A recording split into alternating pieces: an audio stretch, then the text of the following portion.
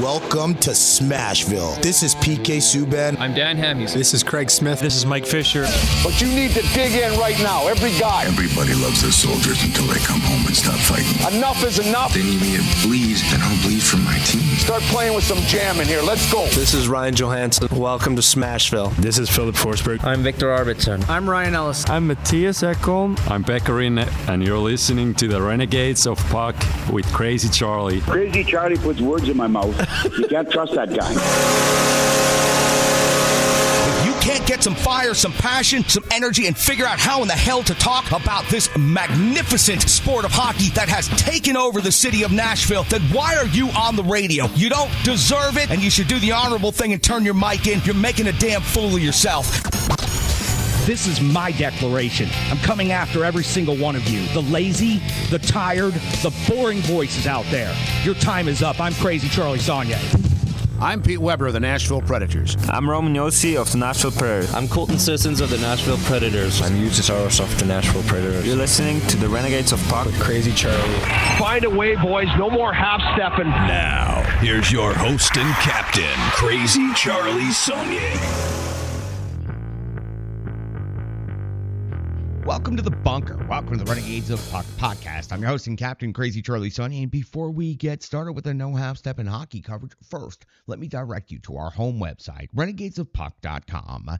Once you go to renegadesofpuck.com, you learn everything you need to know about the show. And once you're good and educated about the show, well, that's when you click on that merchandise tab. Take you straight to our classic logo t-shirt and all the different gimmicks you come to know and love and expect from the Renegades of Puck. Socks, throw pillows, wall art, bed sets, it's all available in our online store. The best way to say it is that we've sold out so that you can buy in.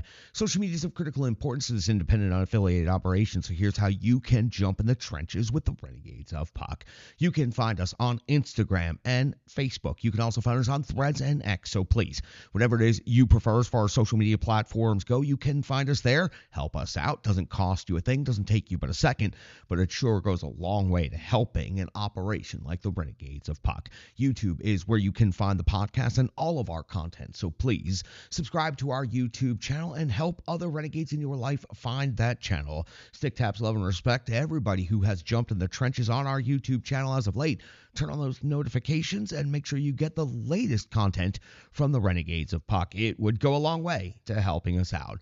Virtual tip jar over there on the corner. Also our swear jar. You can scan the QR code at any time. You can make a donation anytime during the show and know that every single dollar that you send our way goes directly to helping the Renegades of Puck in our newest endeavor. We're building a brand new set, possibly 2 new sets right here in this very space that currently is known as the bunker. It's about to get a lot more interesting here, so please, if you can spare a couple bucks, we sure could use it to help our operations here in 2025. Now listen, I know it is time for the no half-step in coverage, so let me deliver the goods. It's time for operation number 953. That is right, it is time for show number 953, and at this moment in hockey history, the Nashville Predators currently find themselves in 7th place in the Central Division, past the halfway point of the regular season. Now, after 42 games skated, they have a record of 13, 22, and 7, 33 points on the season. Well, has the Predators in a bubble all by themselves here. They are 8-3 on home ice, which is where their next game will take place against the Vegas Golden Knights. They scored 101 goals on the season. They have given up 132. That's a goal differential of 31 this season, minus 31. For the Predators, their week ahead looks like this. After hosting the Vegas Golden Knights for the first time this season, Thursday they'll face off against Chicago Blackhawks. Saturday they'll host the Minnesota Wild.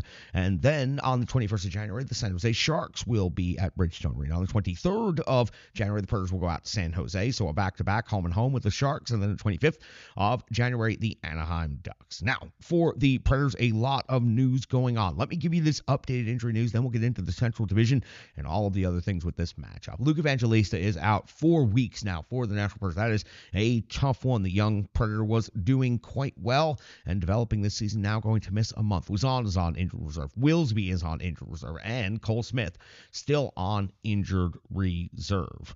For the Nashville Predators and the Vegas Golden Knights, this is the first time they've met this season, so we're already halfway through the season, and these two teams in the Western Conference haven't met yet. They'll meet 2 more times after this, once in Vegas and once more at Bridgestone Arena on the 29th of March. That's when Vegas will be at Bridgestone Arena. On the 12th of April, Nashville will be in Vegas for their only trip this season. Central Division standings update real quick before we move on with this individual matchup. The Winnipeg Jets still in first place in the Central with 61 points. Minnesota Wild are in second place with 58 points. Dallas still in third place with 55 points. Colorado following up with 53. And then St. Louis at 44. Utah at 43. The Preds at 33 in seventh place. And Chicago in eighth place at 30 points, one of the few teams in the league with less points than the Nashville Predators. Now, let's talk about this Golden Knights team, and then let's talk about the matchup and the statistics involved in this matchup. Let's talk about Vegas overall. 28, 11, and 3, 59 points, first in the Pacific Division. 11, 5, and 3 on the road is quite respectable. 144 goals for is very good. 113 goals against leads to a goal differential of plus 31. So the Predators have a goal differential of minus 31. Vegas has a goal differential of plus 31. Now, these Vegas numbers are going to be incomplete because they do have one more game before facing off against the Nashville Predators. So let's go back and talk about their most recent stretch of 5. On January the 2nd, it was a 5-2 win versus the Philadelphia Flyers. On the 4th of January, a 3-1 win versus Buffalo. On the 7th of January, 4-2 win at San Jose. But on the 9th of January, 4-0 loss versus New York Islanders. Followed that up with a 2-1 loss versus the New York Rangers. Now Sunday, hosting the Minnesota Wild before traveling to Nashville to face off against the Predators on Tuesday night. The numbers as they stand at this moment in time, goals for the Predators are 32nd in the NHL, dead last, 2.40, while Vegas doing considerably better, a goal more per game at 3.40. That's 4th best in the NHL. In the goals against category, Vegas is 6th best overall in the league, only giving up 2.67 goals against per game, while the Nashville Predators are giving out 3.14 goals against per game. That's 21st overall. Shots for Nashville is generating 29.2 on net per game. That's 12th in the league, while the Vegas Golden Knights are generating 30.7 on net per game. That's 5th best in the NHL. Shots against Nashville, 29.3 is 27th. Las Vegas, 27.4 shots against per game is 11th. In the special teams scenario, the power play for the Predators, 19.8% conversion rate, is 20th overall in the NHL. They've scored 24 times on 121 power play opportunities.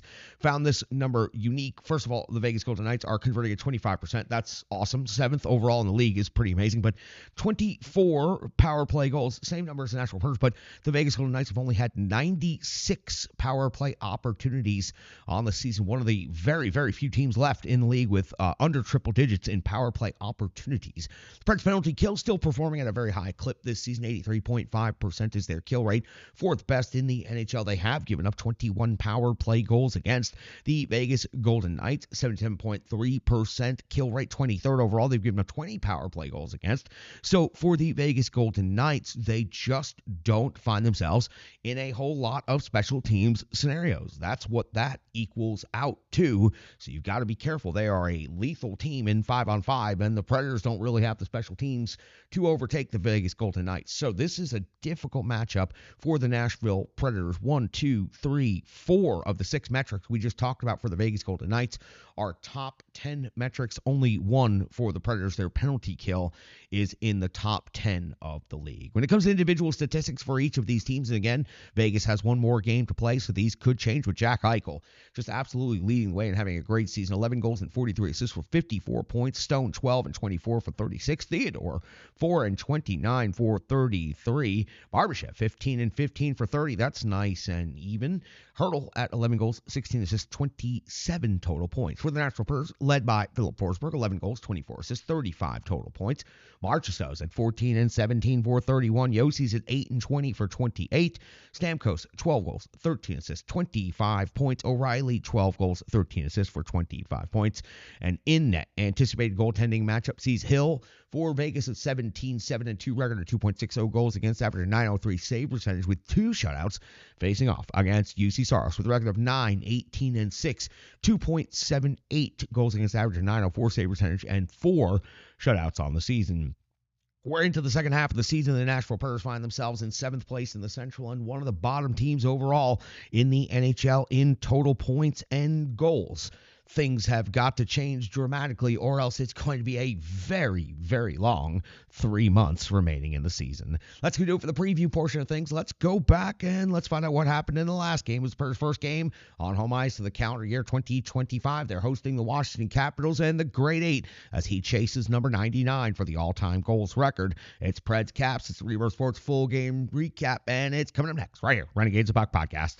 Hockey players are as unique as the game itself, and your uniform should be tailored to fit you. Rebirth Sports is your sports apparel tailor. From shells, bags, warm-ups, hats, hoodies, branding, and more, let Rebirth Sports be your custom hockey tailor. And don't forget to tell them they do more than just hockey. Rebirth Sports on Facebook, Twitter, and Instagram. Rebirth Sport, a match made in hockey. It's now time for the Rebirth Sports full game recap. We go all the way back January 11th, year 2025, when the Nashville Predators were hosting the Washington Capitals in their first game at Bridgestone Arena of the calendar year 2025. Head coach Andrew Burnett deploys his line combinations and defensive pairings in the following way: Forsberg, Stamkos, and Marchessault, Heinz, Stroza, O'Reilly, and Nyquist, Novak, Svechkov, and LaRue back in the lineup off suspension. Jankowski, McCarron, Sissons make up your fourth line. Your defensive pairings are Yossi and Barron, Shea and Blankenberg, Stastny and Shen. UC Saros gets the start in net. The Preds have had a couple of days off. We start the action at 1:35 of the first period when UC Saros comes up with a save on Van Riemsdyk's first shot on goal of the game. At 2:49 of the first period, it's Thompson coming with a save on Svechkov. That's the first shot on goal for the Nashville Predators. 4:55 of the first period. Now Thompson comes up with a save on Forsberg. 6:33, Thompson a save on Novak. And 7:44, UC Saros back to work with a save on Protas. 11:02 of the first, Thompson comes up with a save on Marchessault. At the 11:43 mark, Saros comes up with a save on Ovechkin. 14:43 now of the first period.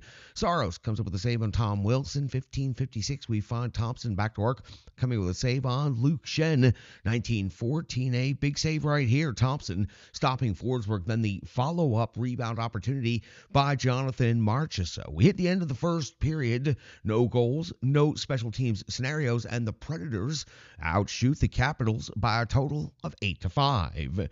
We pick up the action in the second period, and we also pick up our first special team scenario just 41 seconds in. It's Blankenberg off the box, 2 minutes for tripping, 0 shots on goal given up by the Nashville Predators. Penalty kill, an outstanding job by everyone out there during this 2-minute stretch. 3:19 of the second period, it's Thompson coming with a save on Marchessault. 4:53 of the second. Now Thompson comes up with a save on Barron. At the 7:56 mark of the second period, it's Yossi off the box, 2 minutes for hooking, and he is angry with this call. Feels that there was perhaps a little embellishment involved here. No matter, we move on to the Capitals power play, and it's Wilson converting for his 19th goal of the season. He fanned on the initial shot, but then took the second shot and threw off the timing of everyone involved, and UC Saros gives up the goal right here. Wilson's 19th puts the Capitals ahead 1-0. 9:51 now of the second period. It's Thompson coming with a save on Marchessault. At the 13:12 mark of the second period, already more than halfway through, Saros comes up with a save on Pierre-Luc Dubois. At 15:32 of the second period, Radish off the box, 2 minutes for holding on the captain, Roman Yossi. The Nashville Predators are going to capitalize on this power play. Philip Forsberg's going to pick up his 11th goal of the season. A wrist shot snipe. Looks like Forsberg's shot might be coming back into range right here. His 11th goal of the season ties the game up at 1 apiece. 17:10 of the second period. It's Thompson coming up with a save on Jankowski. The 18:46 mark of the second period. It's Thompson coming up with a save on the captain, Roman Yossi. 19:46. Thompson a save on Shea. The Preds buzzing here at the end of the second period after tying the game up. The shots on goal after the second period were tied at 1 apiece, and the shots 20 for Nashville, 8 for Washington. So the Capitals with 5 shots on goal in the first period, only 3 shots on goal in the second period. 22 seconds into the third period now. It's Thompson coming up with a save on McCarron at the 2:56 mark of the third period. It's Thompson coming up with a save on Sisson's deflection at 3:24 mark of the third period. It's UC Saros coming up with a save on Chikrin, 4:29. Saros, a save on Dowd. The Washington Capitals making a push early here in the third period. 6:10 of the third period. It's Thompson coming with a save on Sisson's crash attempt. Got in too close to get a really good scoring chance, but still Thompson had to come up with the save here. 8:30 of the third period. Frank, with his first goal of his NHL career, gets behind Brady Shea and beats UC Saros with the changeup. Again, another moment where a player doesn't get the clean shot off, but it beats Saros. So Frank's first goal of his NHL career, first goal as a Capital, puts the Caps ahead 2-1 here in the third period. We're more than halfway through the third now, and it's McMichael off the box. 2 minutes forward, tripping the Predators. A great opportunity with a tired Capitals team here in the third period.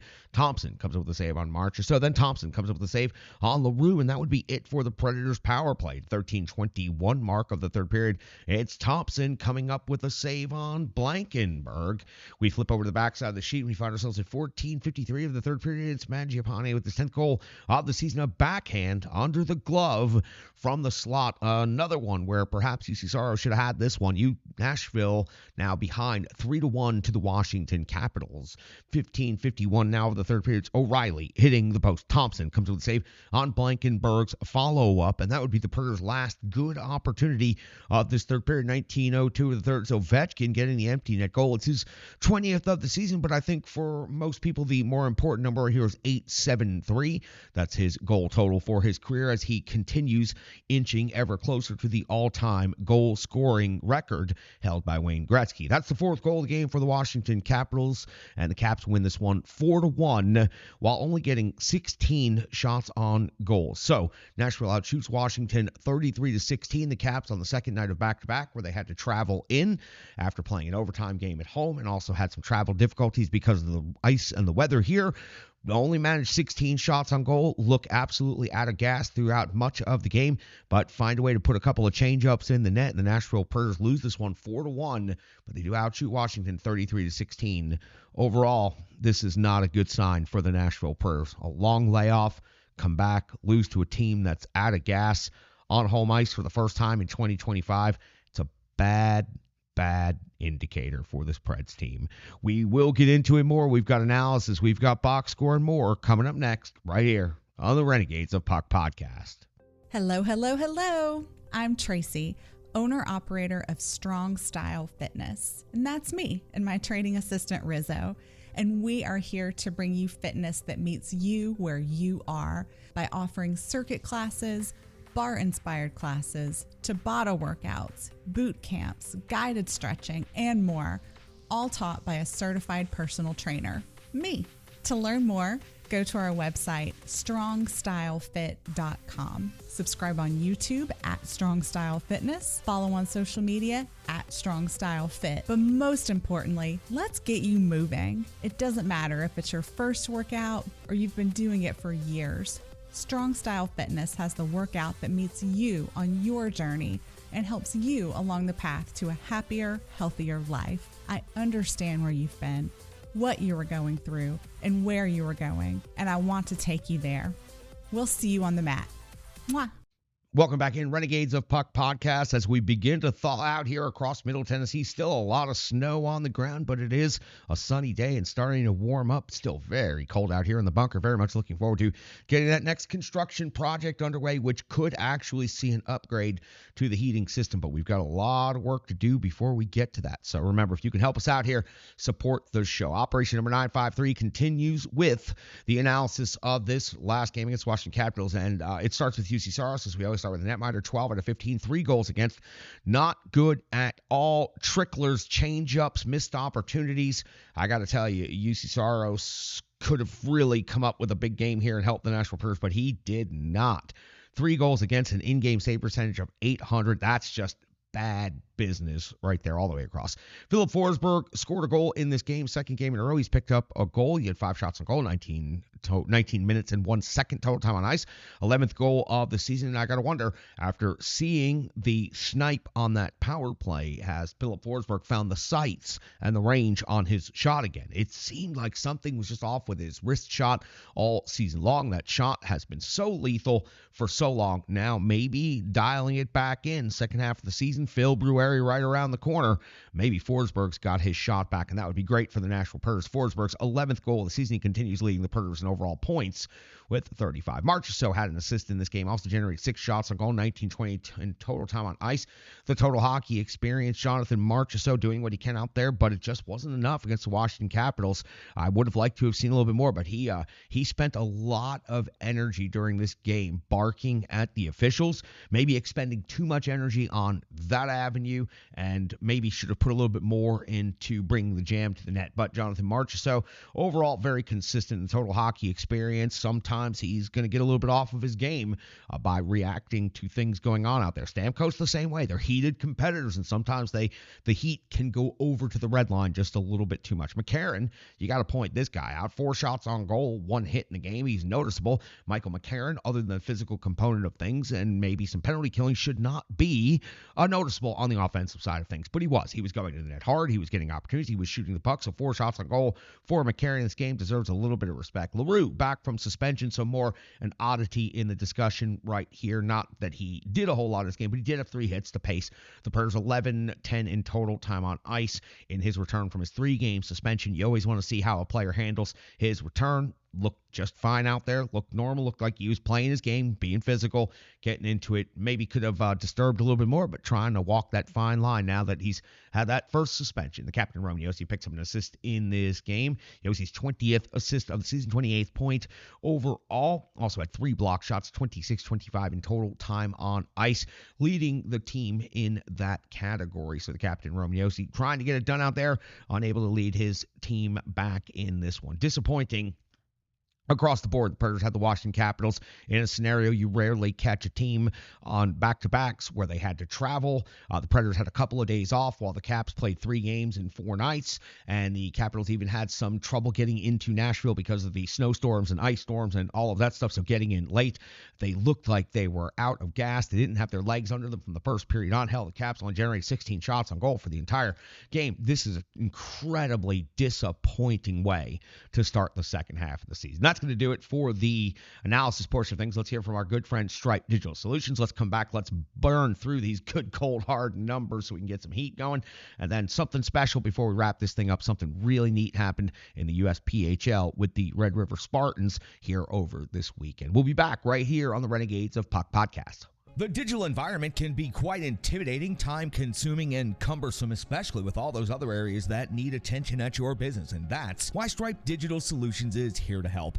I know, because that's exactly what Stripe Digital Solutions did for me and the Renegades of Puck. From designing my home website and helping me create my merchandise to special event posters, brand building, and social media management. But it's not just that, it's so much more. Stripe Digital Solutions has helped me every step of the way. From startup to full-time operation, Stripe Digital Solutions has been there to assist and advise every single step of the journey. In today's fast-paced world, the path to success is having a strong digital partner, and nobody is better in the trenches than Brandy and Stripe Digital Solutions.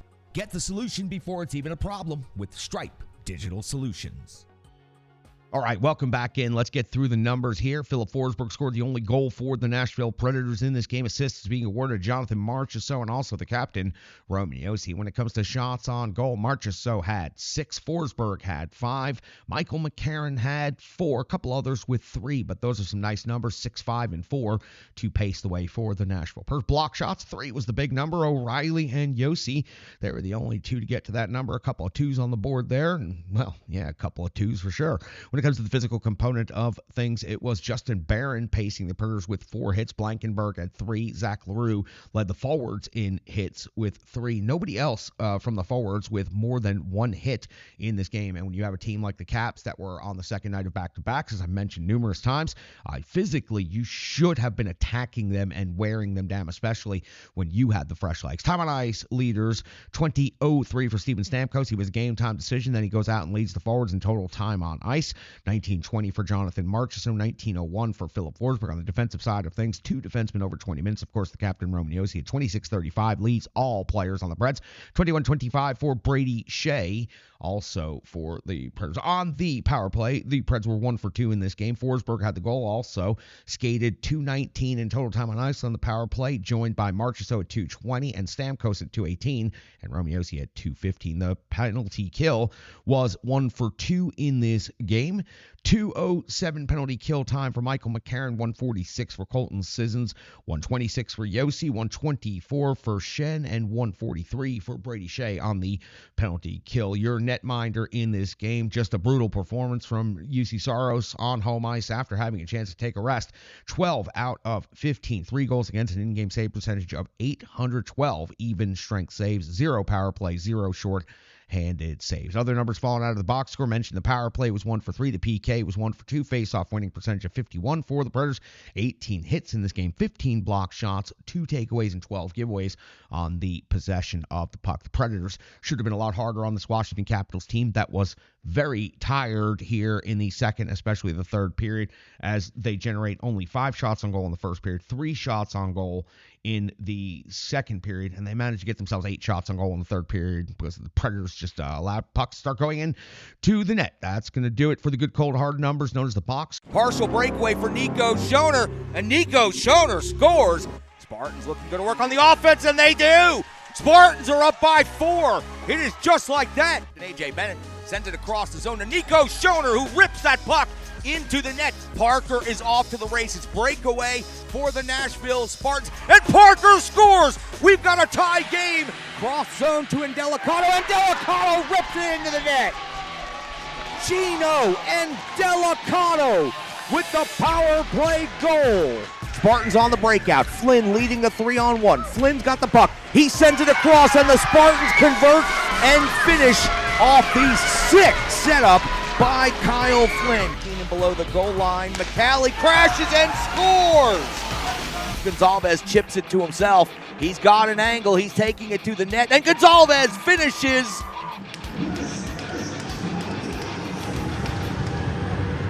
Durrett picks it up in the neutral zone. He's looking to cut down the middle shorthanded. He does so, and he scores!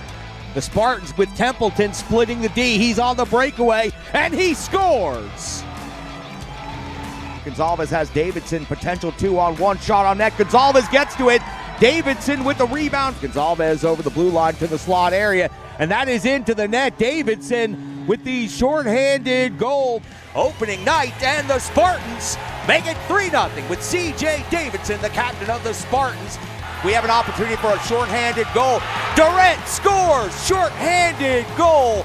We've got players coming together right here. Multiple players coming together between the Spartans and the Mavericks. Suss now has along the goal line, across to Martino for the finish, and he puts the steal away. I do want to bring you something special before we wrap things up for the weekend. The Red River Spartans are back from their holiday break, back on the ice and back on a long road trip. Found themselves in Toledo facing off against their rivals, the Cherokee. Over 1,000 penalty minutes between these two teams over the last 2 seasons. But this was a good, hard-fought, clean-played, low-scoring game. And I want to bring this to you right here. This is the shootout after the Spartans have come back to tie the game late. This is backup goaltender for the Spartans, Nick Bonneville's performance in net for the Red River Spartans.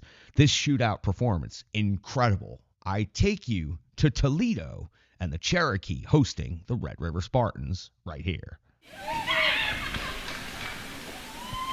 Slowly out wide for Gonzalez, cutting back in. Forehand, backhand. What a save! Bonneville!